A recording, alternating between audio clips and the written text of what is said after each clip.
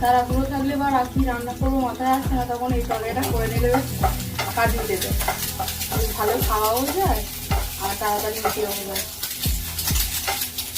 ও বেশি আমার ভাই বেশি সবজি পাতি একদম খেতে চায় না, আলু পছন্দ, আলু খাবি যে আলু আলু ডিমগুলো তরকারি করে দিয়েছি।